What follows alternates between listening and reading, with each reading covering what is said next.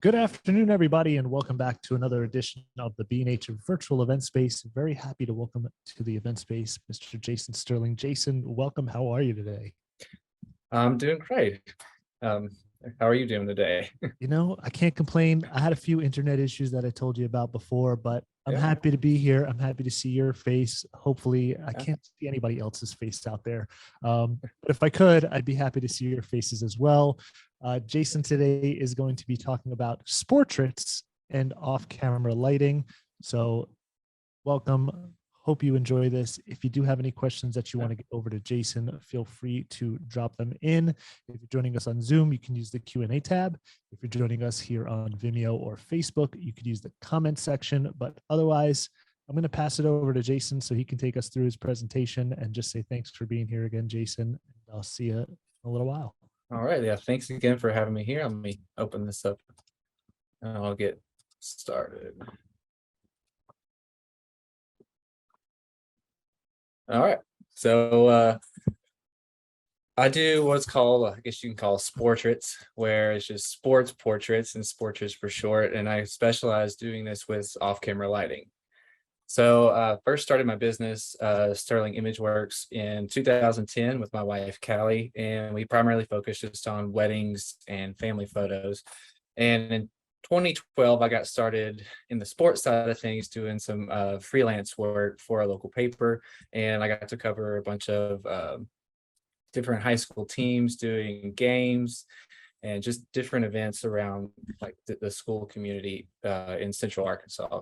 So in 2013, I photographed my first team. And then in 2014, I kind of started developing a style that I really liked. And I kind of felt like I was going somewhere with it. And so these pictures here, some of the pictures that I took in 2014. This top one here is KJ Hill. He played for Ohio State and played for the Los Angeles Chargers. So for this is just a behind the scenes clip of some gear I use all Westcott lighting.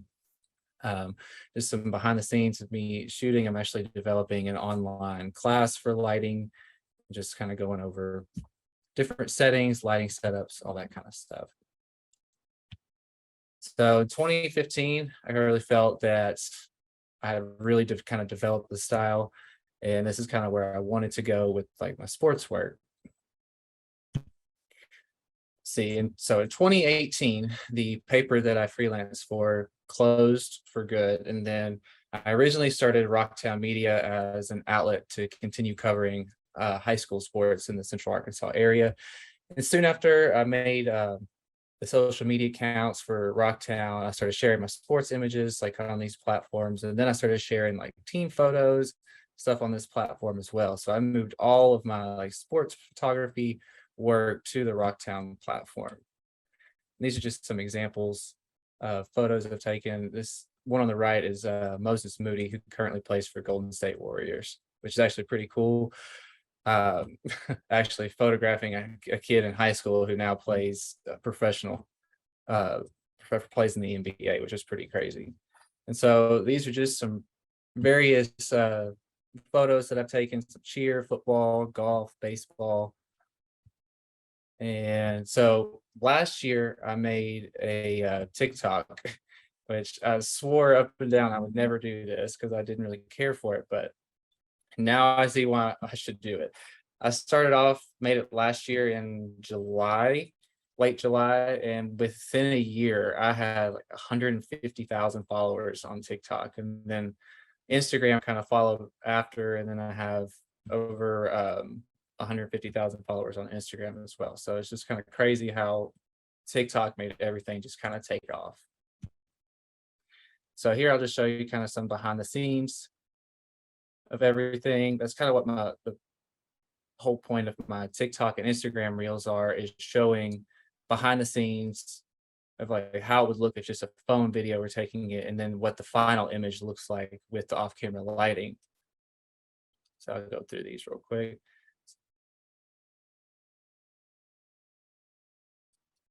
And we'll play this last one right here. These are some of the first videos that I posted on TikTok.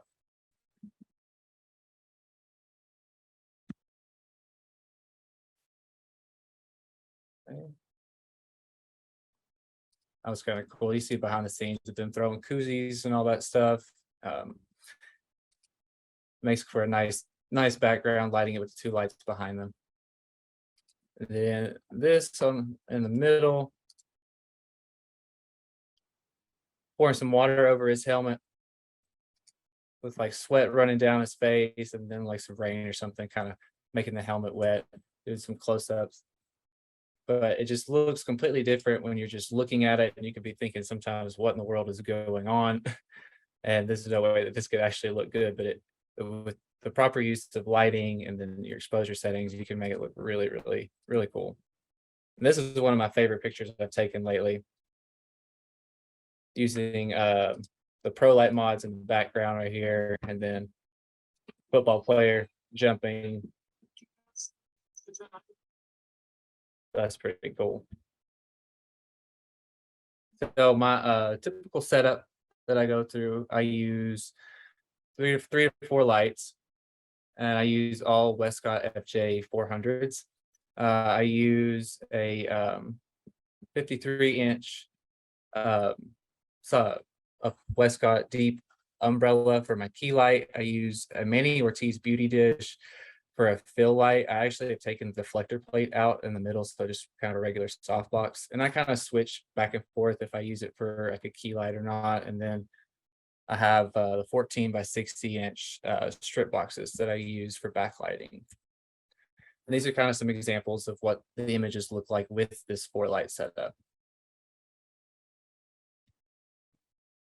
So kind of a similar setup outdoors, using kind of like small groups. I have a bunch of 2 lights in front using 34-inch and a 36-inch softbox in front, and then the 2 lights in the back.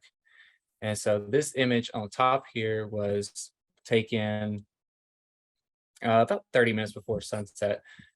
And so I kind of exposed my image for the sky because I still wanted to leave some detail in the sky for this picture. And about 20 minutes later, the seniors for this team came out, and I took their group photo out on the field. But it was still kind of daylight whenever I took the photos. It wasn't completely dark, and the stadium lights are all off. But that's one of the main things I do for these pictures is I want to expose kind of for the background, and then I want to bring my lights in to fill the person I'm taking a picture of. So doing stuff outdoor during the day is a little bit different than what I do for like my nighttime shots.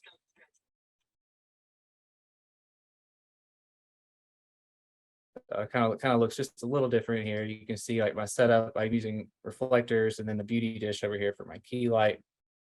I have the reflectors in the back for my backlights.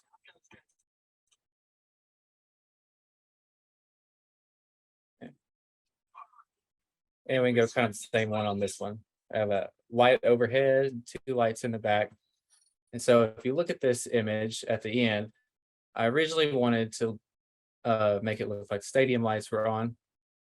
And so to do that, having the overhead light really helps make the light kind of come on the shoulder pads and the helmets, like you get the effect like the stadium lights are actually on. But I did add the stadium lights in post on this one. So these are just some examples from that shoot using the setup with the reflectors and then the beauty dish and softbox, just to kind of get this look. I always want to try to manipulate my background on these kind of images. I like to darken the background quite a bit more so than what you would actually see just like recording with the phone or taking a picture with your phone or just a camera and shooting natural light. Yeah, these are just some other examples of shooting like in midday.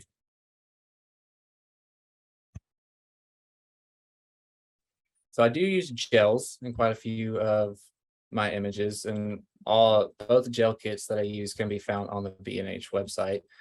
So I'm still using my 53-inch umbrella here for my key light. I do have a strip box to the side back here for just some side lighting, and then on each of these I'm using a gel. On the one on the left, I'm using yellow gel. One on the right, I'm using a blue gel.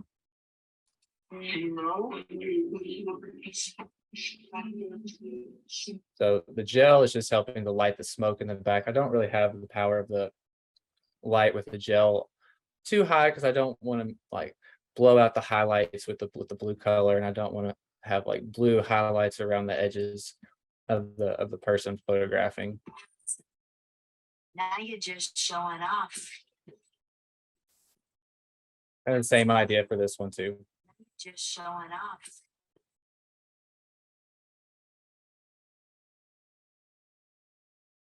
See, here's just some more examples of when I've used gels.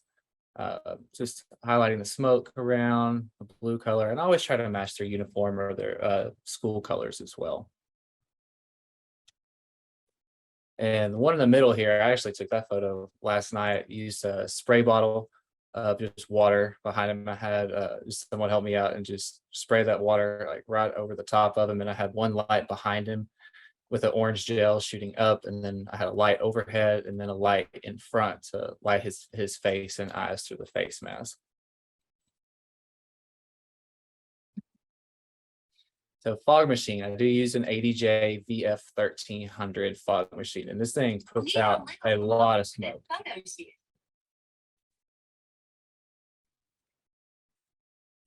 Fill up this whole indoor facility with the fog from that fog machine. So you can see on this one too, it puts out a lot.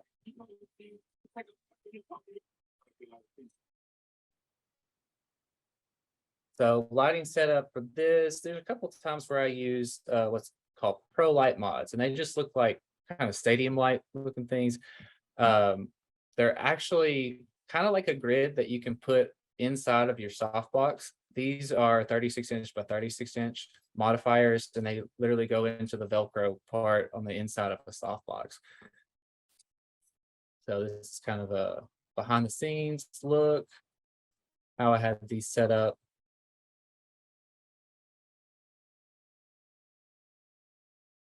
So you can see they're just inserts go in here, and they are very cool whenever you use them and use them with like a smoke or an atmosphere aerosol.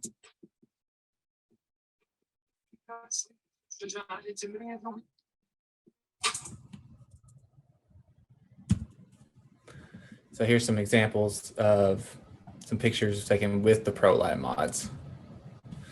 This guy over here, he brought a mini hoop to a football photo shoot, which I thought was pretty funny.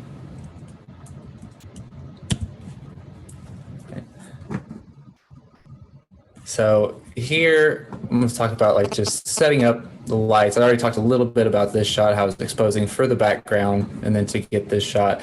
Same thing with this, I wanted to darken the background quite a bit. So you can tell just in this phone video that I'm using for behind the scenes that the sky is fairly bright outside. It's a little more toward late afternoon.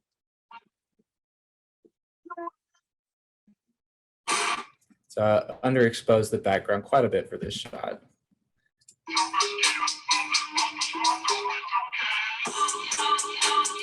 Same for this one. This thing in the background was under like direct sunlight, but I did add one light over here kind of off to the camera left to light up the this thing right here, and so you can see all the detail kind of in that behind it, and then an exposed for the sky in the background.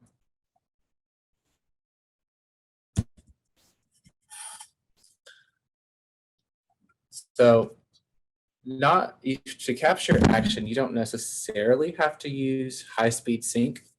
I have to use high-speed sync quite a bit, but it just depends on what all they're doing in an image. If they're doing something just like jumping up where I can capture it while they're at like the peak of a jump, you don't necessarily have to use high-speed sync to it. So I'm just shooting at 1/200th of a second for this image.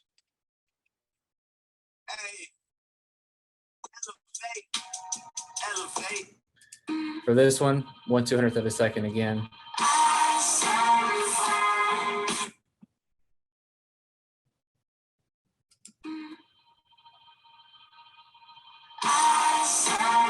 And now this one, since he was, go back. So this one, it was actually, there's a lot more movement in this photo since he's doing a dunk and then coming from left to right fairly quickly. So I did use high-speed sync for this image.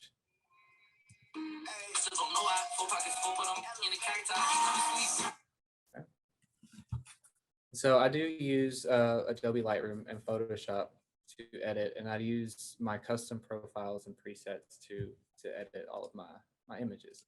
So this just kind of shows like before and after with my presets and profiles applied, and just how the image looks straight out of camera.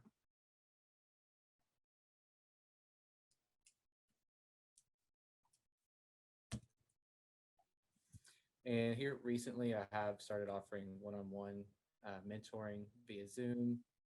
You can contact me by my email at rocktownmedia501@gmail.com. So here's that same kind of clip again, showing behind the scenes. So it has some cheerleaders, so some palms for this. We got a nice reflection on the floor by using a 70-200 lens, and still got the palms kind of coming in, but I really love this reflection here. And then using a blanket to toss the volleyballs up was a really good idea. It helps just get them up above and help them fall in the right direction. We only had to try this shot like twice. I'm hot right now when you're not, okay? You big man. Okay, and then that's kind of it for my keynote. And then here's all my social media: Rocktown Media on Facebook, rocktown.media on Instagram, Rocktown Media on TikTok. All right, no problem. So we do have some questions coming in. We've got Matt here who wanted to know, in terms of using the pro lights, when you're using those pro light reflectors or grids, what power do you typically use when you're shooting through those? So with the Westcott lighting, they go from a 1.0 to a 9.0, and 1 being the lowest power and 9 being the highest power. I typically, since I'm using a diffuser on those pro light mods, they have to have the white diffuser in there and the pro light mod attached to it, because you'll see the lights inside if you don't have the diffuser in it. So I actually will have those about a half a stop to 3/4 of a stop brighter than my key light when I'm shooting. And usually my key light's at about a 7.3 to 7.5. So I have it at about a 8.0 to about 7.7 to 8.0, around there. Great. Now, Mike asked if you can go back and describe your daylight outdoor shooting settings. And if you are shooting in high speed sync, what ISO are you using? Mm-hmm. And I can go over these questions because he asked a couple questions within the question.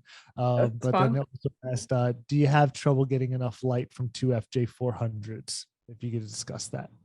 Sure, I can open this back up and pull this screen up real quick. Sorry about the audio thing. Yeah, no problem. Listen, like I told you, I've had tons of internet issues today, so.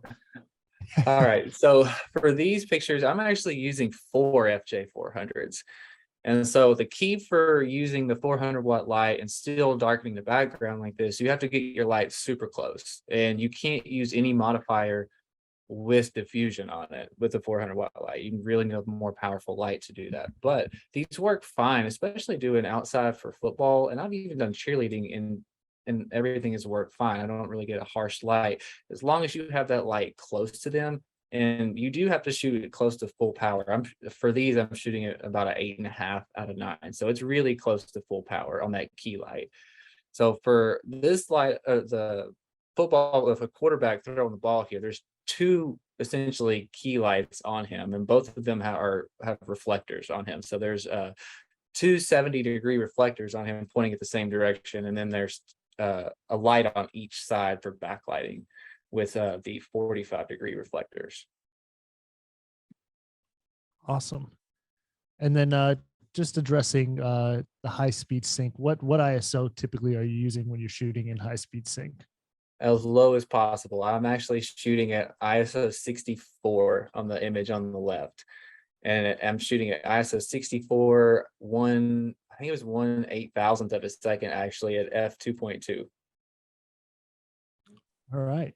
So we got. I love this. We got a ton of questions coming in. So keep them coming, because that's what Jason's here to do.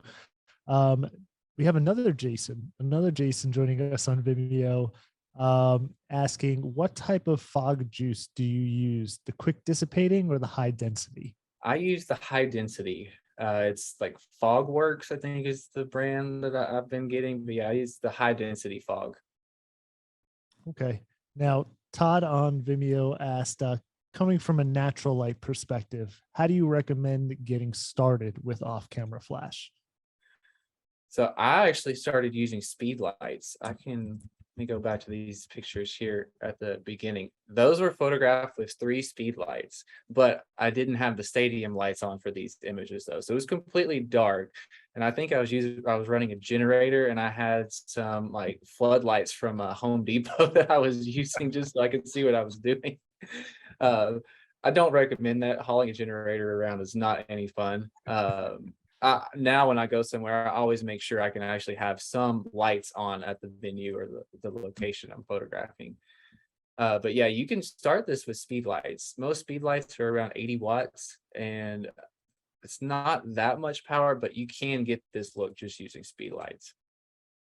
Definitely, definitely. I mean, I just touching on, using what you've got.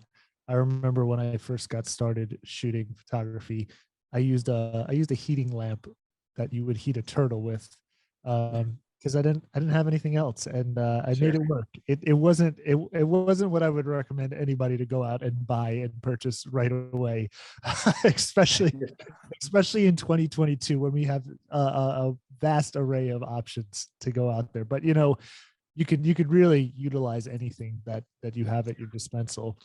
Yes, Um, there are several good 200-watt lights that are actually cheaper than speed lights that are great options to buy and to get started with.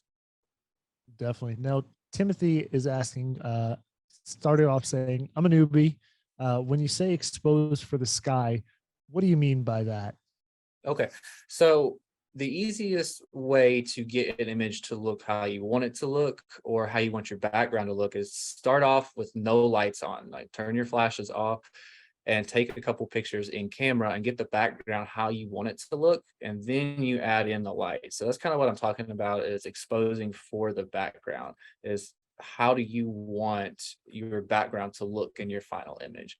My personal philosophy for anything I photograph is get it all right in camera, or as close to as perfect in camera as I can get it, because I would rather not spend hours in post trying to Photoshop something that I could do on site.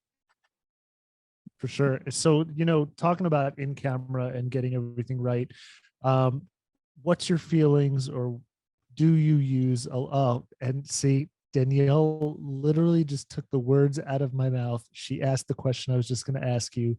What light meter do you like using, or are you using a light meter, or do you just go based off the camera? I just usually go based off the camera. I've actually never used a light meter except when I was in film school, like over a decade ago. I did graduate with a degree in visual filmmaking, but kind of went the other direction doing stills. But I haven't used a light meter. Well, I take that back. I still shoot film occasionally, and back when I was big in shooting film, I used a light meter. It was just some cheap one that I found used somewhere. I can't even remember the brand name of it, but most of the time for this, I just go off of my camera. Okay, awesome. Danielle, 10 points to you. I don't know what the 10 points get you, but 10 points to you because you took the words out of my mouth. Adam's asking from Vimeo, what's your typical process for exposing for sky and then working in the flashes? Typical process for deciding which modifiers to use as well. So if I'm shooting out in the middle of the day, then I know that I won't be able to use a light with diffusion. So that takes out most of the time using my larger umbrellas, the 53-inch and the 60-inch umbrella that I have. I do like using those most of the time if I can at night, or if I'm in a gym, just because I get softer light with those bigger modifiers. But if I'm outside during the day, then I will typically use a beauty dish. I have a 34-inch and I have the 36-inch Manny Ortiz beauty dish, which both are silver inside. That actually like puts out a little more light than the white insert on the modifiers. And then if it's really, really bright, then I'll just stick to using the actual reflectors, because those directionalize your light and they put out a lot of light in just a small area. Great. Now we've got a question from Amanda, and I like the question, and you can be honest and you could say, I prefer not to answer, and that's Okay. fine. Amanda understands as well. She said, if you're willing to touch on pricing, Okay. She'd love to hear how you handle pricing since this isn't a typical school/team photo. Do you wind up charging as a whole team per individual? Currently, she's struggling with teams wanting to book, but can't Sure. financially charge standard school price that most kids' parents are used to. Mhm. Obviously, these are major step up. If you could share any info, she'd appreciate it. So I charge per athlete per person, and I do require a minimum. And my prices vary like across the state. Most of my business is in state, and I have a couple areas like within the state that are like 3 to 3.5 hours away. So my pricing for there is different than it is locally. But I do require a minimum of 11 purchasing, and like my minimum fee to actually come out and do a shoot is 750. So you have to meet that $750 minimum for me to come and do a shoot. And so that's the minimum of 11 to get to that $750 minimum. If there's more, that's great. If there's less than 11, then they just split the cost to get to that. And then I do limit their poses. I only do 3 poses and a minimum of 3 digital images for this. And that's just my team stuff. This is completely different than my senior pictures. These pictures right here at the bottom of the football player right here, these are all his senior pictures.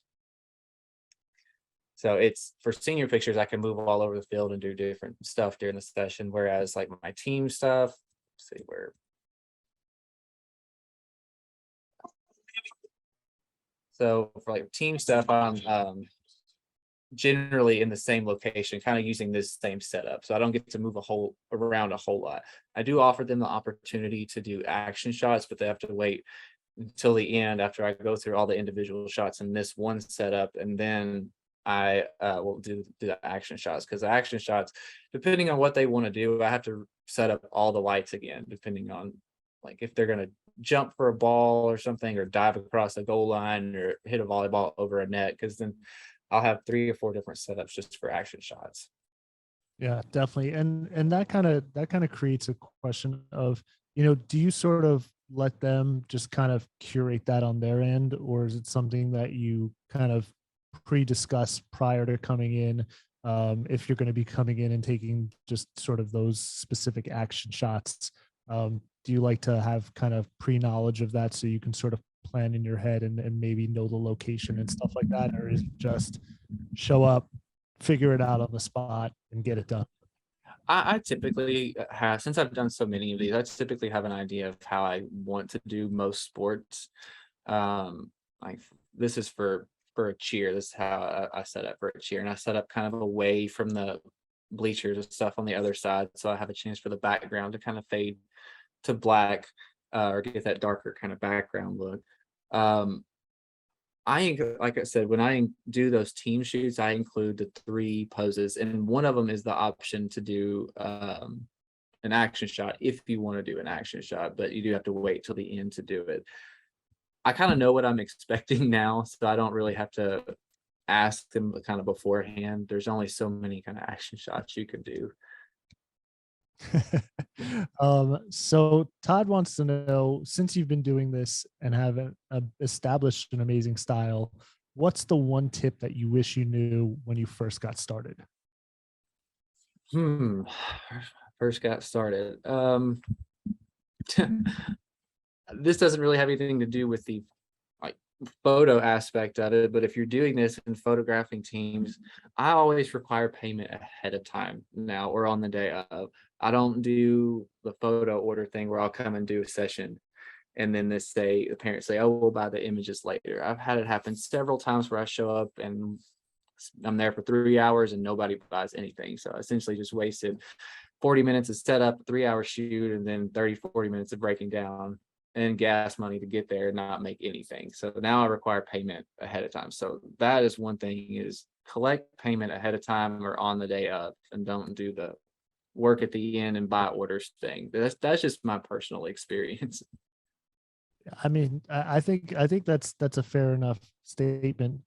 Obviously in the end, as much as you love photography, you're still a business and you still want to make money. And if it's not financially sound for you to come out there and lose all of that, then that just makes no sense. Yeah, absolutely.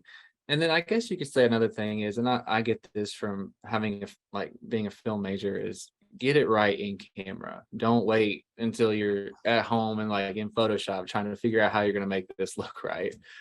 Do your very best to get everything to look right in camera.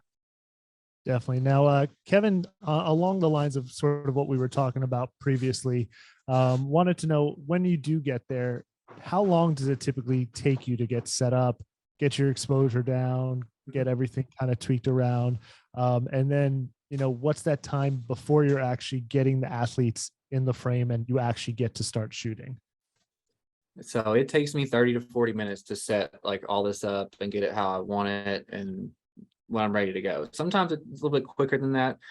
As long as I don't have to actually go in and set up a backdrop or anything, my typical 4-light setup takes around 30 minutes. Great. Now, Jennifer on Vimeo wants to know, how do you get permission to use all the fields? Do you communicate with the schools? Do the families arrange it? Do you have a field that you just kind of have a great relationship with and you're like, you know what, just meet me here, Yes. right around the fence. I'll let you in through the chain link. Don't worry, we've got a deal going on. So that's a question I've gotten a lot on like Instagram and TikTok, is how do you get access to the fields? And honestly, around here, I've never had any issues. Most of the time, the parents or coaches set up the photo shoots, and so we have access to the field. And then most of like the public schools around here, they leave their fields unlocked, and the public can just go walk the track, whatever. So you're free to go use the field however you want. So it really hasn't been an issue around here, but I guess it may be an issue elsewhere. I've had a ton of people tell me that they like the school refuses to give them access to the field. It's Yeah, just don't come to New York City, Jason. okay. You might have some difficulties there. Okay. Might be a little different in New York. Yeah. We've got some interesting hurdles that we have to go through. Sure. Brian's asking, he says, these are amazing. Do you do anything with bodybuilders, yoga, other fitness kind of portrait stuff? I have actually done weightlifting and CrossFit in the past, but I just usually go by whoever books me for the photo shoot. And I've only had 2 CrossFit photo shoots and 1 like weightlifting photo shoot, and that's it. Jason, you're talking my language over here. I'm the CrossFit guy. That's it. We can talk later. We'll get you over here. Okay. All right. All right. That's I told you I had to go over to the gym to stream because my house wasn't streaming properly. That's it. I'm in the Yeah. CrossFit gym. Where else do you go to stream live for B&H? Now Maria kind of wanted to follow up in regards to pricing for the team images. Are you selling prints as well or just digital images? Yes. And if so, kind of what do you price your digital images at in regards to those 3 poses? What does that sort of look like if you care to speak on that? Sure. Yeah. So for the cost of my like team or group setting, the 3 digital images are included with the package, and then they have the option to purchase prints later through my online gallery. I send them the link and they can just download the pictures, but they have options to print there through me if they want to. And a lot of times they actually do print through me, which is great. But that's not how I base my like income on, is by selling prints. I know I want to just make my income on like selling the digital files. That's the easiest thing to do, and it's the most efficient way to do it in my opinion. Awesome. So I think we got through all of the questions, which is great. We got a ton of great questions, and I think we got a ton of great answers. Why don't you throw up, if you can, if you want to throw up that last slide where people can find Yes, you absolutely. and follow you. Okay, let's do this again. Did get one while you're pulling that up. We did get one last question from Amanda, who said, "Thank you so much for explaining. How do you handle in regards to the team or the coach wanting the images for promotion?" So I'll also tell the schools if I have my minimum amount, I will actually just give them the team photo to use.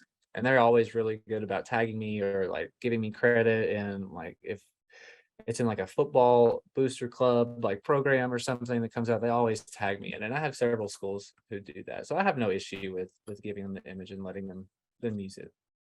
As long as the minimum's met. That's it. Yes, as long as I have the minimum met for that photo shoot. Yes. Within reason. There you go. You're a reasonable guy. Kevin did ask, any tips on giving direction or working with the athletes to get that pose just right? So you need to do some research on different sports and kind of how to pose and like different positions like these athletes will be in. Like if you're shooting football, you need to understand like receivers, you need to understand how to photograph linemen, like defensive backs, quarterback, running back, all that. And then you have volleyball, you have you could do setting, hitting, you could do a pancake. Yeah, you gotta do some research on different, I guess, like different actions, different positions, and how each sport works. But there are just like typical poses, and there are some that the kids come up with themselves too. You'd be very surprised. I go into these shoots, and I have my ideas of poses that I know will work and know that I've used in the past that everybody seems to like. These kids come up with some crazy poses, and I don't make them do a certain pose. A lot of them have their own already ready to go once I go in there to do a shoot, and it's a lot of the ones that have gone viral on like Instagram Reels or TikToks have been like poses that the kids have come up with themselves. That's awesome. I love it. Now, Matt asked, and I know you did mention this before, do you sell presets? Can they purchase the presets right on the website, or how can they find them? Those are available on my website.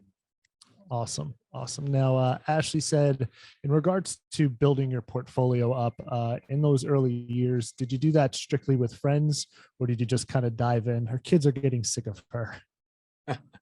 So it helped that I actually started where I was working with the local paper doing freelance work for sports. So I kind of already had it in with a bunch of coaches. And so once I did that team back in 2013, I had a couple other coaches contact me, and they wanted to do team photos as well. And so I like 5 or 6 teams by like into 2014. So that's kind of how I got started doing that. And those have actually been repeat teams, and some have been doing.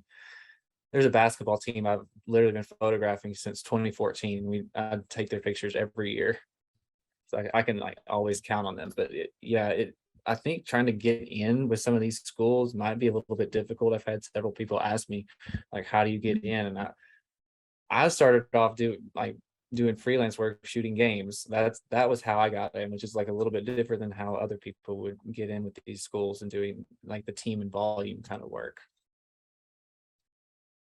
Awesome. And we'll wrap it up here. Todd wants to know, what's a shoot or setup that you want to do but haven't had the chance to do yet? Oh, that's difficult. I've done just about every sport. There are some I get requests for, like I get requests for water polo a lot, but I don't even know how I would begin to photograph water polo.